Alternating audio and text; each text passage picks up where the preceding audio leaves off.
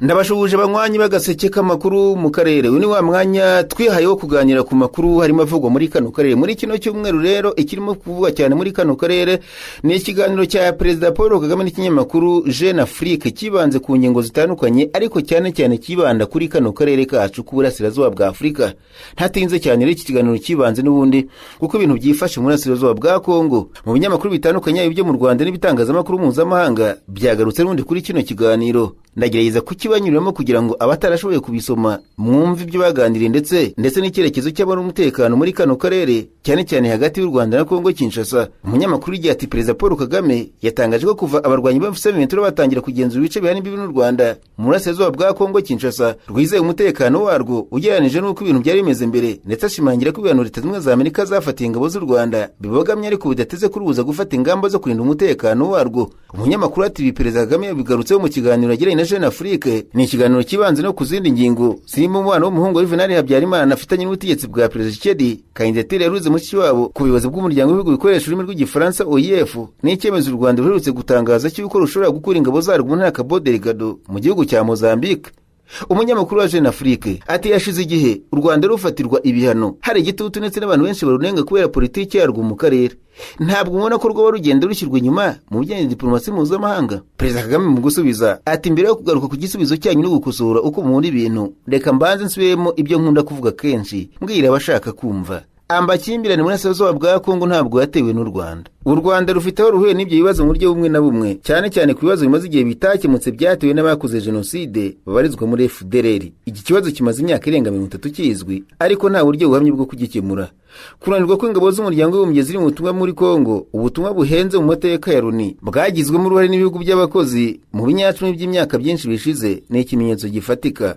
FDLR ni umutwe uteye ikibazo ku Rwanda bwo gukora mu gihugu gituranye Kongo Kinshasa, kandi uhabwa ubufasha na guverinoma y'iki gihugu.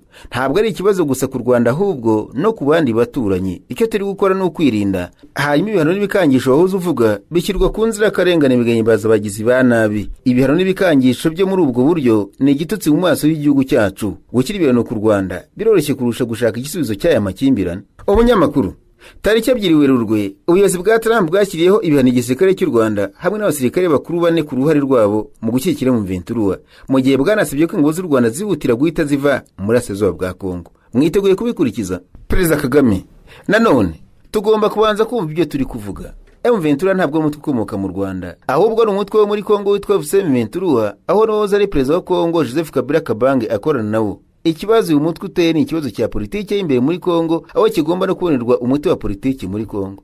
Hanyuma rero ku kibazo cyawe, ntabwo ushobora kwitega ko uruhande rumwe, aha ndavuga u Rwanda, gushyira mu bikorwa ibiteganywa n'amasezerano Washington yashyizweho umukono ku itariki y'Ukuboza, mu gihe urundi ruhande Kongo rwo rwubahiriza igice cyayo cyangwa se nagire n'icyo rwubahiriza. Uruhande rw'Amerika rwadurije hamwe rugomba guharanira ko ibihugu byombi, u Rwanda na Kongo, bigenda mu cyerekezo gikwiriye. Ntabwo bigomba gusa naho ari ugushyira igitutu ku ruhande rumwe, urundi ruhande rugatwarwa mu bundi buryo. Ku mpamvu nashaka kuvuga hano, umunyamakuru arongera: ifatwa rya Uvira bikozwe na M23 tariki 10 Ukuboza, iminsi 6 nyuma y'isinywa ry'amasezerano y'amahoro ya Washington, ryagaragaje umuyobozi bwa Trump nk'icyaha kandi biba inzira iganisha ku bihano. Ibi byiyumviro bya Amerika urabyumva? Umukuru w'u Rwanda: oya, ibyo ni ibyiyumviro bibogamye. Barashaka ko abantu bumva ko ari isano hagati y'ifatwa rya Uvira n'amasezerano ya Washington, ko ifatwa rya Uvira bwari uburyo bwo kudakurikiza amasezerano. Ibyo ntabwo ari ukuri na busa. Imirwano rero imaze ibyumweru iri kuba, yaba muri Uvira cyangwa se hanze yayo, uruhande rwa Amerika rwari rwarahawe amakuru y'uko ibintu biri guhinduka. Niyo amasezerano adasinywa, ifatwa rya Uvira ryarigaragazaga. N'ibintu byagombaga kuba, impande zose zirebwa n'amasezerano ya Washington zari zibizi.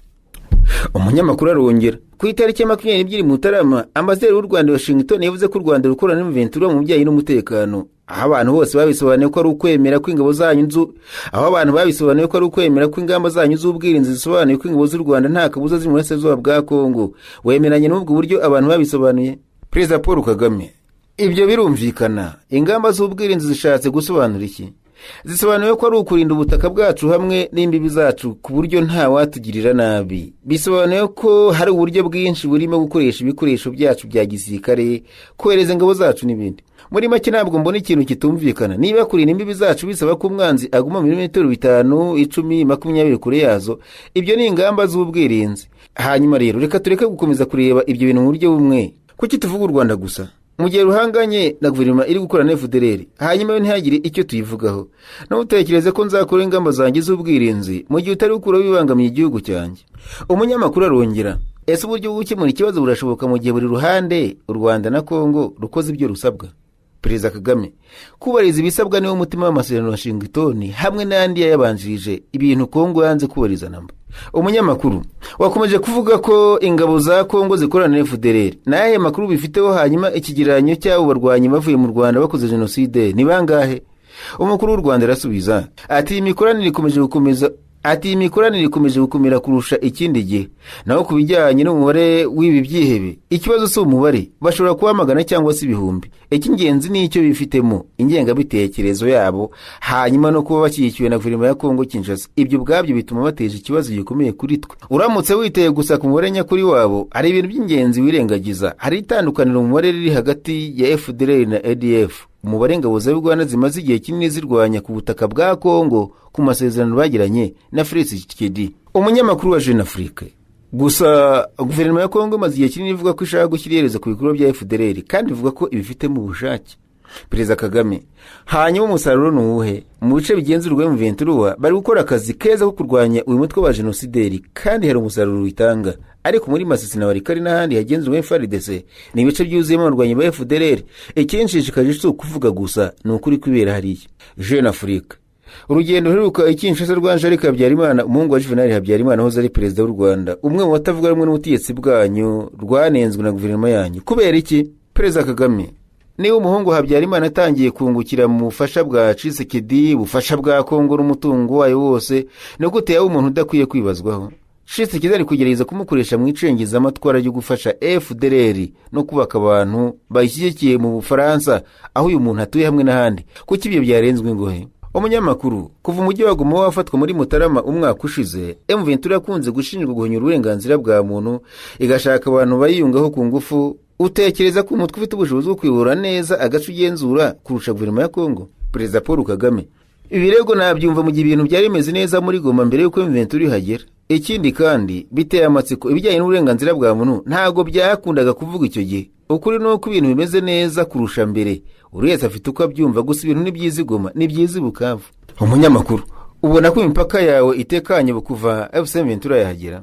Perezida Kagame: nta gushidikanya, abantu babyemera cyangwa se batabyemera, mu bijyanye n'umutekano ni ibintu byigaragaza. Muri make imipaka yacu ya n'imbibi na Kongo iratekanye. Umunyamakuru: mu gihe gishize intambara y'uburasirazuba bwa Kongo yari yo ku butaka, ibintu biri guhinduka, hatangiye gukoreshwa drone ku mpande zombi, FARDC na M23.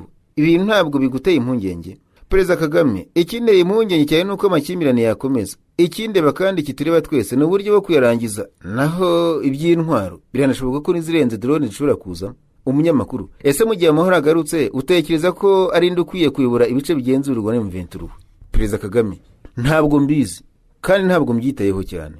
Ntabwo bindeba. Icyo nshaka nuko wayobora wese aka karere atadutera ikibazo, tukabana mu mahoro. Nta kindi kiriho nuko ibice bigenzurwa na M23 bitakirangwamo ikintu kitubangamiye, kandi mu buryo bumwe. Ibyo nibyo bidukwiriye, ariko ndabizi ko atari ryo herezo. Haracyari byinshi byo gukorwa, yaba mu burasirazuba bwa Kongo no muri Kongo yose, kugira ngo ntihagire n'umwe uba uteye ikibazo umuturanyi we, by'umwihariko u Rwanda. Niyo mpamvu tutazigera tudohoka ku bijyanye n'umutekano wacu, icyo byasaba cyose. Umunyamakuru: kuba Joseph Kabila yagaragaye i Goma byabivuze ko mwabyemeye kandi ko mumushyigikiye? Perezida Kagame: abashaka bose kugira uruhare mu rugamba rwo gutuma Kongo itekana bahaye rugari. Kabila yakoze amahitamo ye. Ikibazo cy'urakize, guverinoma ya Kongo iri kumukurikirana, yakatiwe igihano cy'urupfu, imitungo ye yarafatiriwe, kandi arifuza guhangana n'iki kibazo ari mu gihugu cye. Sinumva impamvu namwima inzira, ntabwo byaba bisobanutse.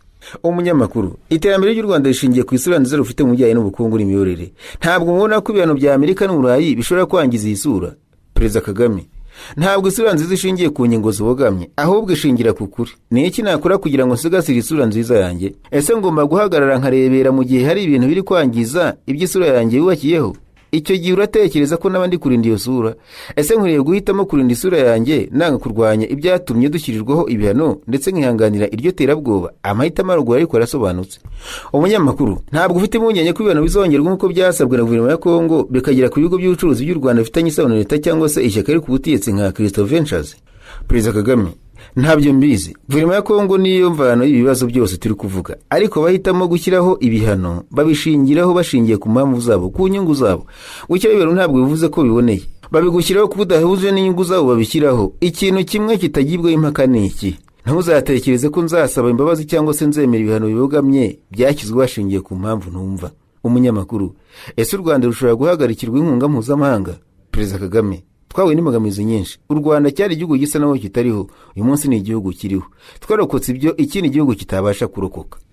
Umunyamakuru: hari gahunda y'ubuhuza bugizwemo uruhare na Afurika imaze ibinyacumi by'imyaka ikorwa, ariko nta na rimwe yatanze umusaruro mu gukemura amakimbirane mu burasirazuba bwa Kongo. Ni iki gituma abana ba Afurika ubura ubushobozi bwo gukemura iki kibazo? Perezida Kagame: ntabwo mbizi. Hari ibintu byinshi Afurika ura nabyo inanirwa gukemura, harimo n'iki: ibibazo byacu byinshi nitwe twabiteye, kandi nubwo twaba dufite ubushobozi bwo kubikemura ntabwo tubizi cyangwa se tubikora nabi.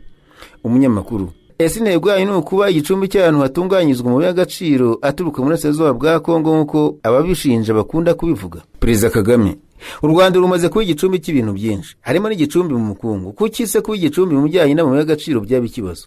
Ni gute biba ikibazo? Ni gute biba ikirego? Tubwirwa ko turi muri Kongo kubera ko dushaka amabuye y'agaciro, ariko ku rundi ruhande dufite amabuye y'agaciro ku butaka bwacu mu Rwanda. Ku rundi ruhande, yego duhaye ikaze amabuye y'agaciro aturutse mu mahanga. Amabuye y'agaciro aturutse muri Kongo anyura mu Rwanda mbere yo kwerekeza i Dubai, mu Bufaransa, mu Bubiligi, Hong Kong n'ahandi. Kuki u Rwanda ari rwo rutoranywa rwonyine rukavugwa?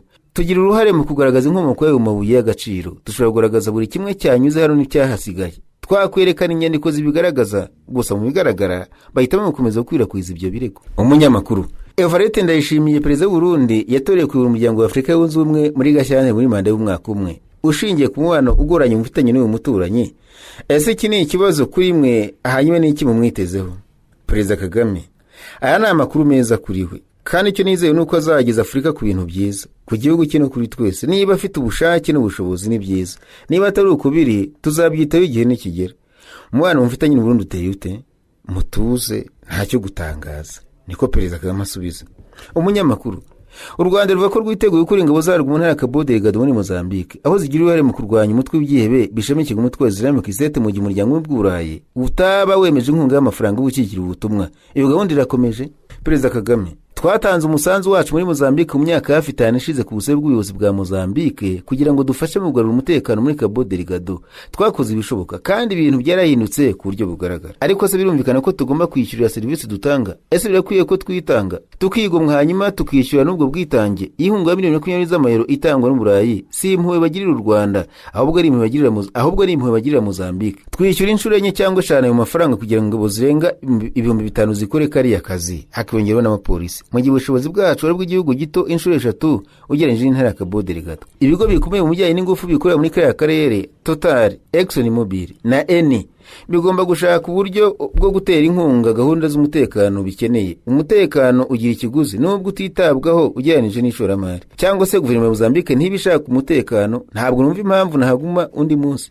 Abanyaburayi bafata miliyoni 20 z'amayero ku mwaka nkaho ari menshi, ndetse bakibaza niba u Rwanda ruyakwiriye. Igisubizo cyanjye kiroroshye: uko ibintu bimeze muri iki gihe nta mpamvu yo kuyaduha. Niba nta muntu yishyuye ibigenda muri uru butumwa kugira ngo burambe, twiteguye gucyura ingabo zacu. Umunyamakuru: ingabo zanyu ziri mu butumwa muri Loni muri Central African Sudan y'Epfo, mwamuri guhura n'imbogamizi nk'izi zo muri Mozambique? Perezida Kagame: oya, ariko hanaho nituramuka tubonye ko kuba duhaye bidakenewe, byaba bidakenewe n'ibihugu dukoreramo cyangwa se na Loni, tuzagaruka mu rugo umunsi ukurikiyeho. Ni ibintu byoroshye. Umunyamakuru: mu Gushyingo uyu mwaka hateganyijwe amatora ku mwanya w'umunyamabanga mukuru w'umuryango w'ibihugu bikoresha ururimi rw'Igifaransa OIF. Mwatanze umukandida wanyu Louise Mushikiwabo mu gihe Felix Tshisekedi nawe afite umukandida we Juliana Lumumba. Ese ntabwo bamufite ku mwuka muri hagati ya Kongo n'u Rwanda ushobora guhungabanya aya matora? Perezida Kagame: yego, niko nanjye mbitekereza, ariko ni ngombwa ko agomba kugira utorwa. Nabonye ko Tshisekedi ari gukoresha imbaraga nyinshi mu gushyigikira umukandida we, kandi uburenganzira bwe. Ashobora no gutanga abakandida babiri rwose aramutse abishatse. Ibyo ntacyo byamuhungabanyaho. Umunyamakuru: ese biracyashoboka ko we na Tshisekedi byazageraho mu kumvikana? Perezida Kagame: ahari birashoboka, ahari ntibishoboka. Nta kibazo na kimwe mfite kukuba ibyo byabaho cyangwa se bitabaho, ndatuje muri ibi bibazo. Mbere yo gusoza gatoreka mubwire ko vugizi b'inzego za leta y'u Burundi bashubije ibibazo byabajwe n'abanyamakuru n'abaturage mu kiganiro rusange cyabaye ku itariki ya 27 z'ukwezi kwa gatatu mu ntara y'Butanyerera komine Kayanza, bongera kwemeza ko batiteguye gufungura umupaka iki gihugu gisangiye n'u Rwanda. Umunyamabanga mukuru wa leta akaba n'umuvugizi wa guverinoma wungirije Jerome Niyonzima yagarutse ku bibazo biri Burundi wacu yemeza ko ari iby'ingenzi ari byo ifunguro ry'umupaka hagati y'u Burundi n'u Rwanda n'ikibazo gikomeje kibura rya lisansi. Ku bijyanye n'umwana w'u Rwanda, guverinoma y'u Burundi yakomeje gufata umurongo ukakaye. Jerome Niyonzima yavuze ko gufungura imipaka bidateganywa vuba aha kiretse u Rwanda rubanje kohereza ibyo rusabwa n'u Burundi. Yibukije inkomoko yo kutumvikana kwa diplomasi hagati y'ibihugu byombi, avuga ko abantu bashakishwa mu butabera mu Burundi bacumbikiye mu Rwanda, bamwe muri bo bakaba bakikira imitwe yitwaje intwaro igaba ibitero mu Burundi. Yongeye ku Burundi busaba u Rwanda gufatanya mu gutanga abo bantu. Ati icyemezo ku ruhande rw'u Rwanda, agasobanura ko gutera intambwe bizaterwa n'ibikorwa bifatika bizakorwa n'u Rwanda. Yanavuze ko nta biganiro byemewe biri kuba ubu hagati ya Kigali na Gitega. Abajijwe niba nyuma y'imyaka 10 abo bantu bakiriye ikibazo ku Burundi, yashubije ashimitse ati nyuma y'imyaka 10 ubugome bw'umuntu bushobora kugabanuka cyangwa se bukiyongera. Ibyo bizagaragara niba basuzumwa hakarebwa niba barahindutse. U Rwanda rwuvuga ko nta mupaka uruhuza n'ubundi rwigeze rufunga, bityo kujya Burundi bazabishakira ari bo bazawufungura. Mu kiganiro Paul Kagame yahaye abanyamakuru mezi anashize, yavuze ko Burundi ari bo bafunze umupaka. Ati na mbere hose no mu gihe cyo gufunga imipaka nta ruhare u Rwanda rubifitemo. Abarundi bahisemo gufunga imipaka, tubabwira ko bazashakira kuyifungura bazabikora, twebwe ntabwo twigeze dufunga. Perezida Kagame kandi yavuze ko nta mu Rwanda rwigeze rushaka kugira abaturanyi rutabanye nabo neza. Ku byerekeye birutse kuvugirwa mu Burundi ku kibazo cy'ibura rya lisansi, wa muyobozi ushinzwe kuvugira leta y'iki gihugu yemeye ko ari ikibazo mu kwibona ariko asaba abantu kudakabya. Yasobanuye ko kwiyongera kw'ikoreshwa rya lisansi bishobora no kugaragaza ko ibikorwa by'ubukungu byiyongereye. Ariko nanone yagaragaje ko ikibazo cy'imbere mu gihugu nko kuba hari amasoko ahabwa abayitumiza hanze atemewe n'amategeko no kubika lisansi mu buryo butemewe bikagira ingaruka ku isaranganya ryayo. Yanahumurije abaturage kubijyanye n'ingaruka z'ibibazo mpuzamahanga, avuga ko bitagomba kugira ingaruka zikomeye ku kubona lisansi mu Burundi. Yavuze ko leta iri gukora ibishoboka byose ngo ikibazo gikemuke, harimo kongera iby'igihugu gitumiza hanze no kunoza uburyo bwo kwikwirakwiza. Mu ngamba zafashwe harimo gutangaza kenshi sitasiyo zifite lisansi kugira ngo byorohere abaturage kuyibona. Yanavuze ko igihugu cyizeye kongera amafaranga ava mu bucukuzi bw'amabuye y'agaciro kugira ngo bifashe ubukungu no gukemura iki kibazo. Ikibazo cyo gusubizwa iwabo ku ngufu kw'impunzi z'Abarundi nacyo kiri mu byo Abarundi bakeneyeho ibisobanuro. Kugeza ubu abarenga 140 bararebwa n'iki kibazo.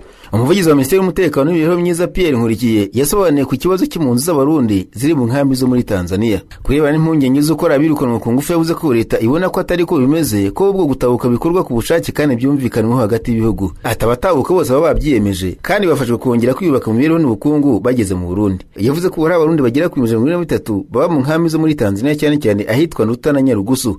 Yasobanuye ko kutabuka kwabo bikorwa ku bufatanye bw'u Burundi, Tanzania ishami ry'Igihugu gita ku mpunzi. Yongeye ko mbere byari biteganyijwe ko buri cyumweru hatabuka abantu 300, ariko umubare w'irengero cyane ugera ku hafi ku 9,000 mu cyumweru, bigaragaza ko gahunda iri kwihuta.